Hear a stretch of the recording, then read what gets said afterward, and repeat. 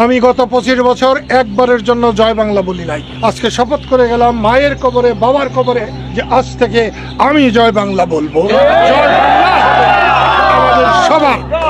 মুক্তিযুদ্ধ করেছি, বঙ্গবন্ধুর হত্যার প্রতিবাদ করেছি, কিন্তু এরকম অসভ্য সরকার দেখি নাই যে কারো কোথায় প্রতিনিধি এলে, কথা বলতে এলে তাদের দরজায় থেকে প্রতিনিধিদের গ্রেফতার করে নিয়ে যায়। এটা একেবারেই হয়নি এবং আমি না জেনে বলছি, আমার কানে হয়তো ওটা রয়ে গেছে। বলেছে একটা একটা লিক ধর, ধরে ধরে জেলে ভর। না, স্লোগানটা ছিল একটা একটা লিক ধর, ধরে ধরে জবাই কর।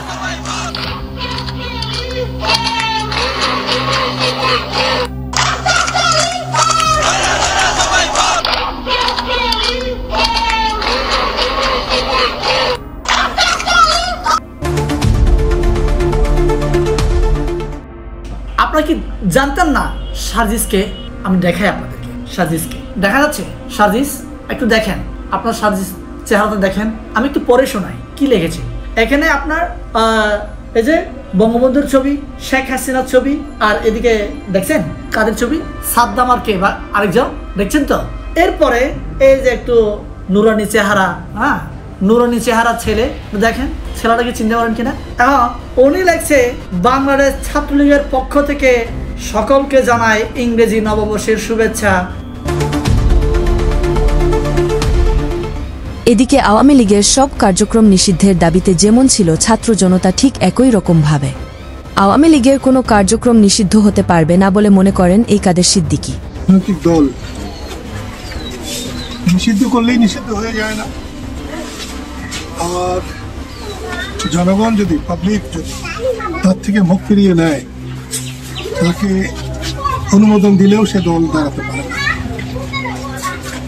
এখন একটা বৈরী হাওয়া বইছে, কিন্তু একটা জিনিস বুঝতে হবে, বলতে হবে, শেখ হাসিনার দল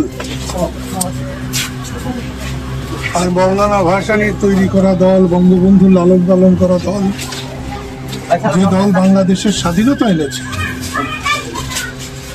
সেই হুজুর মৌলানা ভাসানী, বঙ্গবন্ধু শেখ মুজিবের দল আওয়ামী লীগ প্রচুর কথা পারি না। দেশের আওয়ামী লীগের কার্যক্রম নিষিদ্ধের কথা শুনে দেশের সাধারণ জনতা বলেন, এখন সে যদি মনে করেন যে অন্যায় করে থাকে, ঠিক আছে, এই যে হত্যা, মার্ডার, গুম এগুলো করে থাকলে তার বিচার করা হবে, কিন্তু দলীয়ভাবে তো একটা দলকে পরিষ্কার করা ঠিক না। এ পর্যন্ত কিন্তু আওয়ামী লীগকে 3 বার নিষিদ্ধ করা হয়েছিল, আপনারা হয়তো বা অবগত আছেন।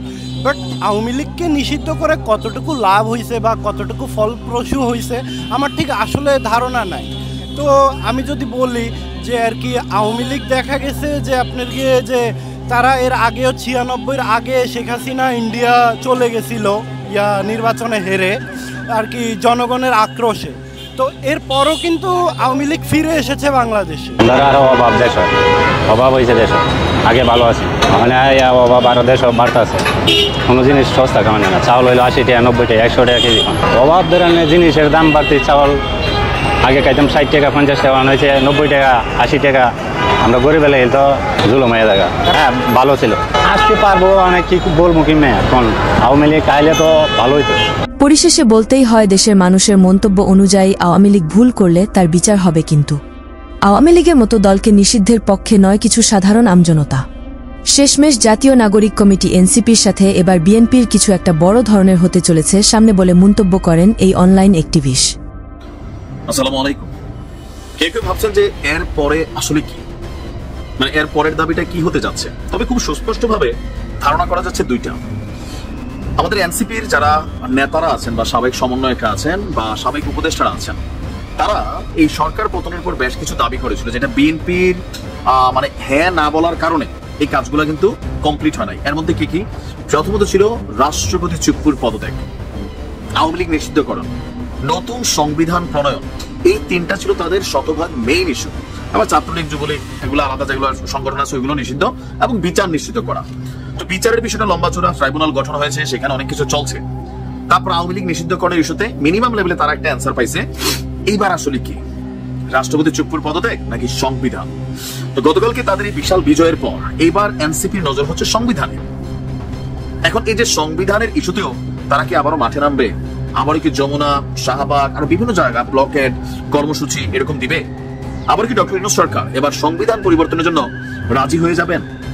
দর্শক, নতুন সংবিধান প্রণয়ন ছাড়া নতুন বাংলাদেশ গড়ে তোলার প্রয়োজন নেই। এই কথা কে বলছে? জাতীয় নাগরিক পার্টি যিনি প্রধান দায়িত্বে আছেন, নাহিদ ইসলাম। এই কথাগুলো এখন আর হালকা নেওয়ার সুযোগ নাই। তারা যে চাইলে যে কোনো ভাবে একটা পরিস্থিতি তৈরি করতে পারে এবং সরকারকে বাধ্য করতে পারে, এটা কিন্তু প্রমাণিত হয়ে গেছে। তো পরিশেষে বলতেই হয় দর্শক, আপনি কি আওয়ামী লীগ নিষিদ্ধের পক্ষে না বিপক্ষে তা আমাদের কমেন্ট করে জানিয়ে দিতে পারেন। মুক্তিযুদ্ধ করেছি, বঙ্গবন্ধুর হত্যার প্রতিবাদ করেছি, কিন্তু এরকম অসভ্য সরকার দেখি নাই যে কারো কোথায় প্রতিনিধি এলে কথা বলতে এলে তাদের দরজায় থেকে প্রতিনিধিদের গ্রেফতার করে নিয়ে যায়।